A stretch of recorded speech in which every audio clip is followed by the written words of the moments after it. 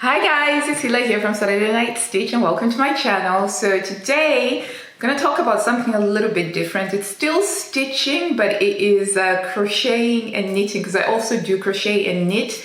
However, I'm not anywhere near as fast or as proficient with knitting and crocheting as I am with sewing. So first of all, I just wanted to share with you this blanket, this crochet blanket that I've made, which is possibly the biggest knitting or crocheting project that I have ever undertaken, and I'm super proud of myself for actually starting it and finishing it within about 3 months or so. So this is it. It is magnificent.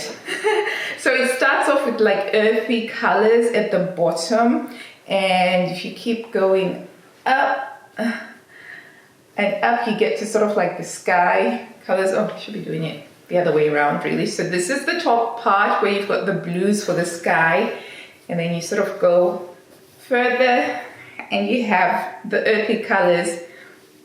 So this is a pattern from Attic24. I'll put the links in the description box down below. It's a free pattern. It's also available on Unraveling for free, and you can buy the yarn pack from Wool Warehouse. And I bought this yarn pack last year, January 2018, with the idea being that by the end of the year I would have finished the blanket, but I didn't start on it properly until probably end of November.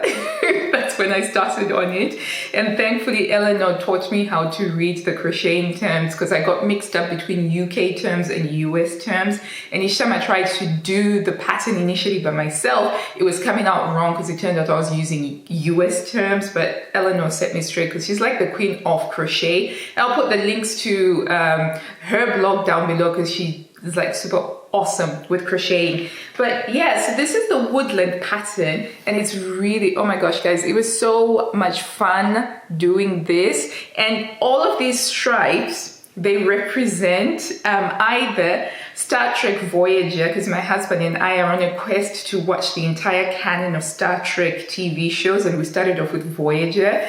And so each time we were watching an episode of Voyager, I would do a stripe or two. And also for family movie nights, on Fridays we have family movie nights, and we don't have devices while we're watching movies, so but I crochet, so that's the only thing that I do. And those are the only times that I was crocheting: family movie night and Voyager. So therefore we're calling this the Voyager blanket. But I love it. It turned out quite well. And for the border, it's just a simple UK double crochet 3 times over, and we have that. But I got so addicted to crocheting stripes that I decided I wanted to make another blanket pretty much straight away. And so I bought the Sweet Pea pack, and that's the carrot crochet blanket crochet along that Lucy at Attic24 is doing. I'll put the links in the description box down below. So this one is for the Sweet Pea pack. But then I kind of thought, I had a look at the pattern and I thought, ugh, this doesn't look as easy. And I looked at her other patterns that are on her website, and she also had a granny stripe one, which I decided to get because it looks very easy to make, because it's just a granny stripe. It's a very simple pattern. So I got the granny stripe pack as well from Wool Warehouse. Now, the packs are about 27 pounds each, which I think is quite reasonable. So this one came with 18 colors, and what the pattern gives you, it gives you the order in which to do the colors, or you can do them randomly by yourself if you want to. But I'm still a newbie at making blankets, so I'm following the color schemes that Lucy gives on this. So I have my pattern printed out, and so I started on the granny stripe yesterday. Actually, this is my crochet project bag. This is my card with all of the yarns in case I lose the yarn band. So it's got a sample so that I know which color it is. Oops, this one's coming off. Need to put that back on. But this is it. It started. This is my granny stripe. blanket. So I don't know how long this is going to take me. We finished watching Star Trek Voyager, so now we are on Enterprise, the one with Captain Jonathan Archer. That's only got 4 seasons, so that shouldn't take us too long before we then go back to watching Discovery, Star Trek Discovery. So yeah, so that's that. But something that I wanted to say about the crocheting, what I found out is when I started crocheting, I was using these bamboo stick style crochet hooks that I got on Amazon ages ago. They're like the really box standard cheap ones. But Eleanor introduced me to the joy of using ergonomic crochet hooks. So I bought these ones on Amazon, and oh my gosh, they took my knitting game from down here, my crocheting game from down here all the way up there, and they're just so much more comfortable. And I found myself being able to crochet for longer without suffering the repetitive strain injury, and I love it. I can't tell you how much I love that. So yeah, if you're crocheting and you're not using these, I highly recommend you trying these out, because I always thought, well, a crochet hook is a crochet hook. What difference is there? But turns out that there is a difference. So yeah, I'm loving this. I'm using crochet hook number 4, which is what I used for my Voyager blanket, or Woodland blanket is what it's called, but we're calling it Voyager because I watched so many episodes of Voyager with it. So yeah, so that's that. So I got a set on Amazon of these ergonomic friendly ones, and that's what I use for that. And yeah, so that's my crocheting adventures, currently just limited to crocheting some blankets that measure about 120 centimeters by 180 centimeters long. So for single beds, basically.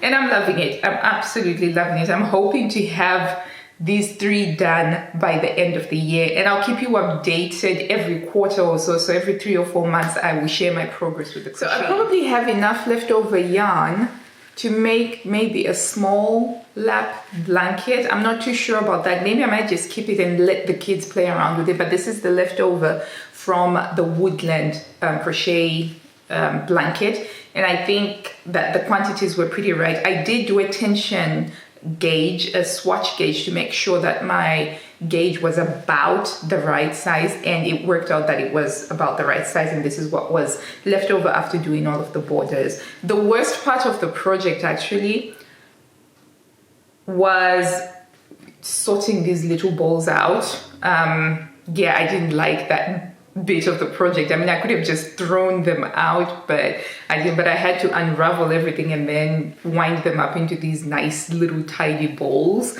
Yeah, I don't like that. That's the worst part of it. But anyway, moving on to knitting now.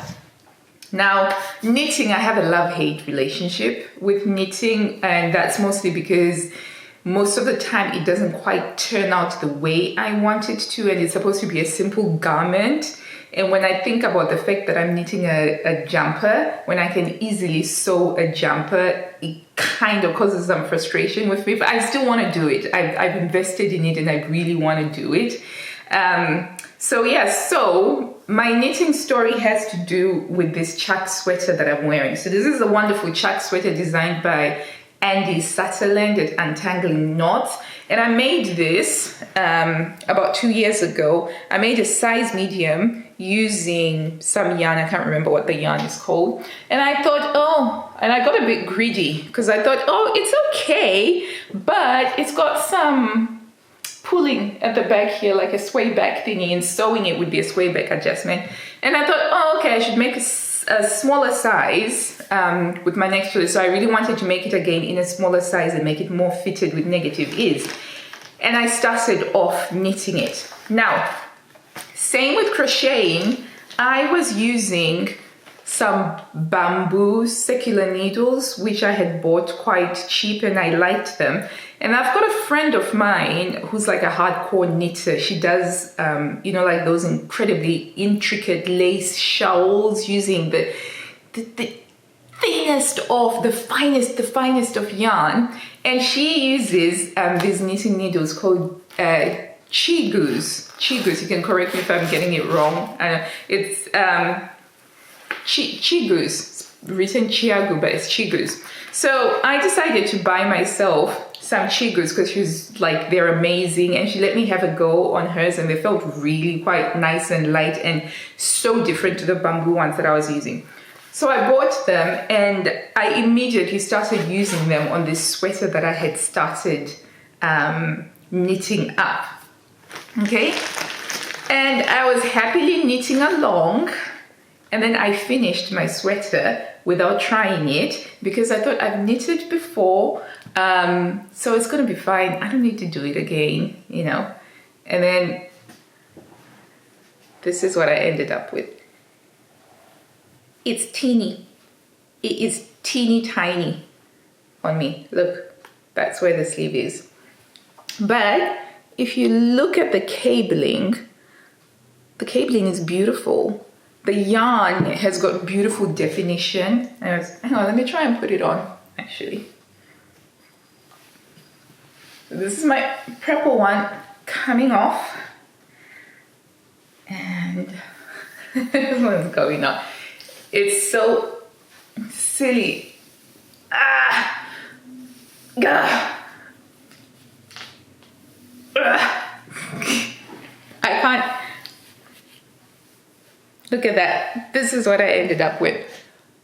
All those hours of knitting, happily knitting, I ended up with something that was far, far too small for me.